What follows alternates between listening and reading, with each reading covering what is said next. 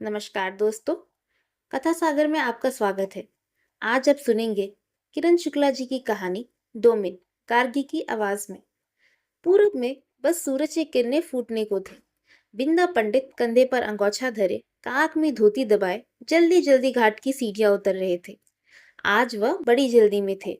उन्हें दूसरे गांव जाना था। आज का दिन उनके लिए बहुत खास था। आज वह अपनी बेटी कमला को ससुराल से विदा कराने जा रहे थे। गंगा पार 5 कोस पर उसकी ससुराल थी। भगवान की दया से बड़ा अच्छा घर परिवार मिल गया था। बिंदा पंडित ठहरे नियम धर्म मानने वाले आदमी।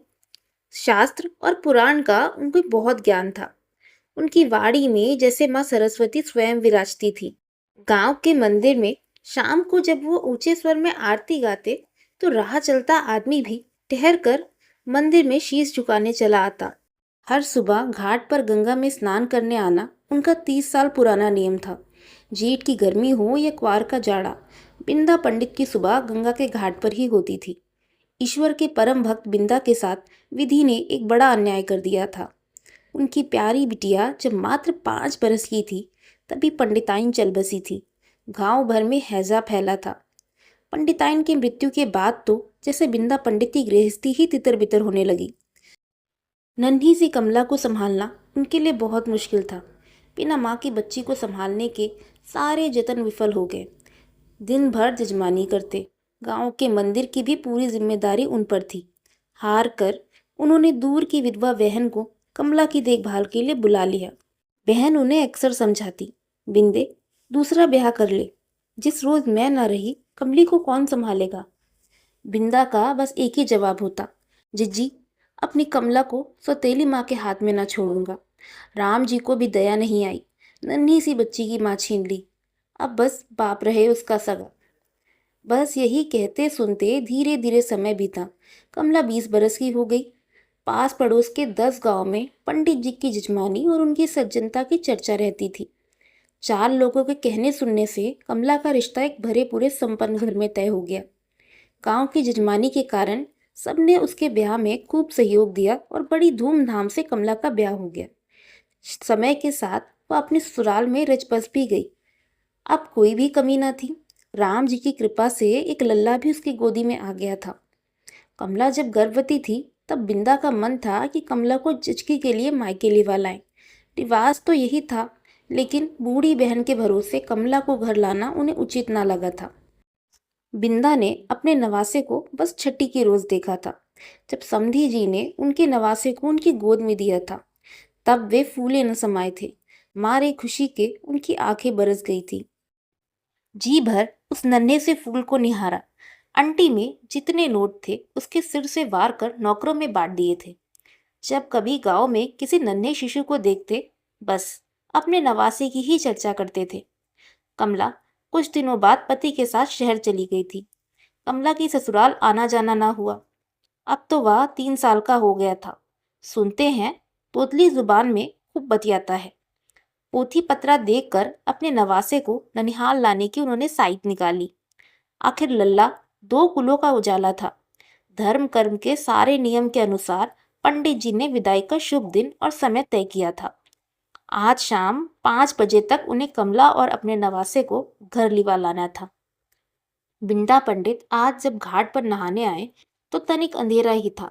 जल्दी जल्दी डुबकी लगाकर वो सीढ़ी चढ़ने लगे तो ऊपर की सीढ़ी पर कोई दुबका हुआ बैठा दिखाई दिया। बिंदा पंडित ने धोती पहनते हुए आवाज दी, कौन है रे हुआ, बोलो तो। गठरी से सिमटी हुई एक औरत ने धीरे से मुंह उठाया और बिंदा की ओर देखा और मरी सी आवाज से बोली, राम राम पंडित जी, पा लागी। कौन है रे जमुनिया, का हुआ, ऐसे मरी कुटी काहे बैठी है। बताओ तो, कहाँ रही इतना दिन, दिखी नहीं। आज 7 दिन हुए। मंदिर की सीढ़ी कितना गंदी है। वहां की साफ सफाई करना किसका काम है, तुम्हारा ही ना। और तुम हफ्ते भर से गायब हो। जमुनिया बिल्कुल खामोश थी। आसमान में धीरे धीरे सूरज की लाली बढ़ रही थी। उजाला होने लगा था। आसमान में पंछियों का कोलाहल तेज होने लगा था। उस हल्के उजाले में बिंदा ने देखा, रोज चहकती हुई जमुनिया का चेहरा आंसुओं से भीगा हुआ था। रो रो कर उसकी आंखें सूज गई थी। चेहरा बिल्कुल सूखा कमजोर लग रहा था। उसके कपड़े बहुत मैले थे। बिंदा को उसे देखकर जरा सा तरस भी आया और वह बोला, क्या हुआ, तबीयत खराब है का? घर चल, दीदी काढ़ा बना देगी, वह पी लेना, ठीक हो जाएगी। शाम तक मंदिर का पूरा अहाता साफ कर देना। तभी जमुनिया उठी और एकदम से दौड़कर बिंदा के पैर पकड़ लिए और रोते हुए बोली, अरे पंडित जी, हम लुट गए, हमरा बिटवा मर गवा परसों, ओहका क्रिया करके आए हैं, हम तो बर्बाद हुई गए। बिंदा के गुस्से का पारावार ना था।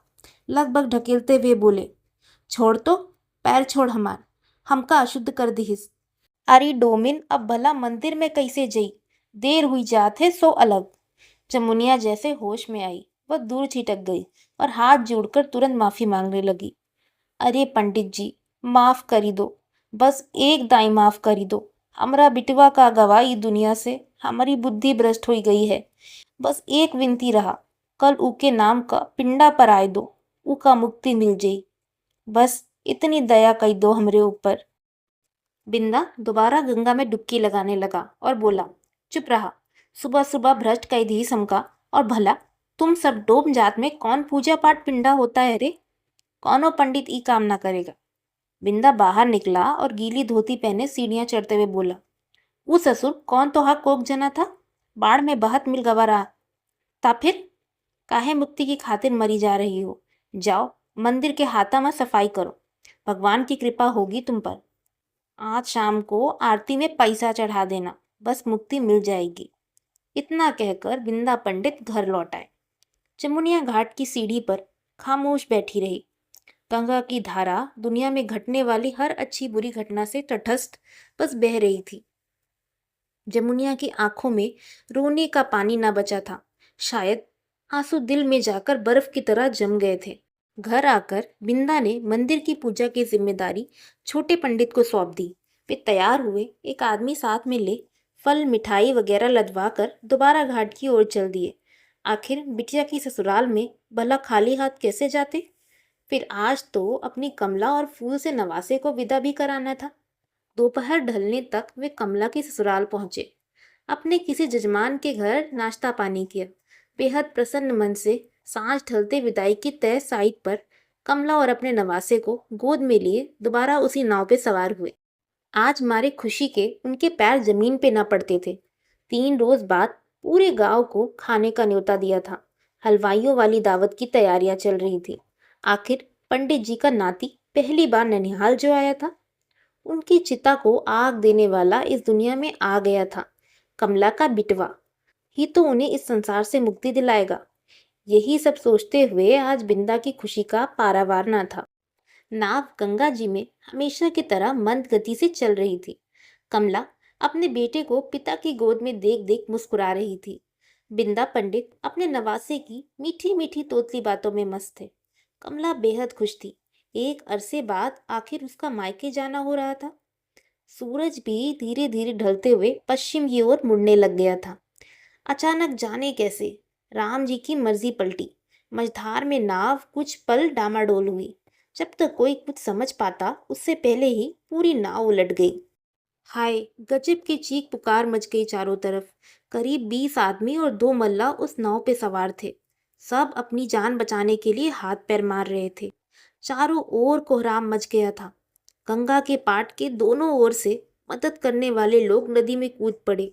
जो जिसको बचा सकता था उसको बचाने में लग गया। जिसको तैरना आता था वो खुद ही तैर कर किनारे लगा। कोई भला मानुस बिंदा पंडित को भी इसी तरह घसीट कर घाट के पास सीढ़ियों तक ले आया था। बिंदा पंडित को तनिक देर बाद जब होश आया, आंखें खुलते ही उन्होंने देखा कमला दहाड़े मार कर रो रही थी। बिंदा पंडित के नवासे का कहीं अता पता ना था। गांव के तेज मजबूत तैराक गंगा नदी की बहती धार में हर ओर बच्चे को ढूंढ रहे थे। गंगा की तेज धार में एक नन्ही सी जान का कहीं पता ना था। वहां मौजूद सब लोग अफसोस कर रहे थे। किसी की समझ में कुछ नहीं आ रहा था। नीति की क्रूरता के आगे सब मजबूर दिखाई दे रहे थे। कमला बस रोए जा रही थी। बिंदा पंडित की तो जैसे दुनिया ही लुट गई थी। नाव पलटने की खबर जो सुनता नदी की ओर दौड़ पड़ता था। कमला का दुख किसी से देखा न जाता। रह रहकर वह मूर्छित हुई जाती थी। बिंदा पंडित आंखों में आंसू भरे बस शून्य में निहार रहे थे। बार बार अपना सिर पीटते, मुंह से बोल ना फूटता। भला अब कमला के ससुराल वो क्या मुंह लेकर जाएंगे। बिंदा पंडित धर्म और दुनियादारी दोनों ओर से बर्बाद हो गए थे। दोनों हाथ सिर पर धरे कभी गंगा को निहारते, कभी सीने से लगी कमला को देखते। बुद्धि शून्य हो गई थी। बस आंखों से आंसू लगातार बह रहे थे। धीरे धीरे सूरज अस्ताचल की ओर चला गया। अंधेरा गिरने को आया था। बिंदा की जिंदगी में तो अमावस का अंधेरा छा गया था। घाट से धीरे धीरे लोग छटने लगे थे। कुछ हितैषी उनके दुख में शामिल होने वहीं बैठे थे। दुनियादारी की बातें समझाते और ढांढस बंधाने का प्रयास कर रहे थे। तभी घाट के दूसरे कोने पर एक हलचल मच गई। जमुनिया पूरी तरह से भीगी हुई पंडित जी के नवासे को गोद में उठाए वहां आकर खड़ी हुई। बिंदा पंडित और कमला लगभग दौड़ते हुए उसके पास पहुंचे। जमुनिया बोली, पंडित जी, ई तो बहुते दूर बही गवा रहे। हमारी बस्ती की ओर बही चला था। हमका दिखा तो हम बचा ली। शायद तुम्हारी किस्मत भली रहे, यही से बच गवा। वो तो बाद में पता चला तुम्हारा नवासा है। हम तो सोचे जो ई न रहा तो तुमको मुक्ति न मिली है, और हम दौड़े दौड़े लिए चले आए। बिंदा जब तक कुछ बोल पाता, जमुनिया फिर बोली, हमका हमार लल्ला भी ऐसे ही पौरत गंगा जिम्मा मिला रहा है, जेकी मुक्ति के खातिर आज तुमसे भिन सारे कहते रही। जाए दो पंडित जी। जमुनिया ने बच्चे को कमला की गोद में दिया। एक बार बिंदा पंडित की ओर देखा, घूरती नजरों से देखा और मुड़कर जाने लगी। 4 कदम चलकर फिर पलट कर आई और बोली, बिटवा की शुद्धि कैली हो। हमरा यानी डोमिन का हाथ लग गया है ओके। अशुद्ध होई गवा होई। बिंदा का मौन अहम सिर झुकाए खड़ा था। थैंक यू फ्रेंड्स, और इसी के साथ ये स्टोरी यहाँ समाप्त होती है। अगर आपको स्टोरी पसंद आई हो तो प्लीज़ स्टोरी को लाइक करें और शेयर करें, और प्लीज़ चैनल को सब्सक्राइब करें। Thank you and have a good day.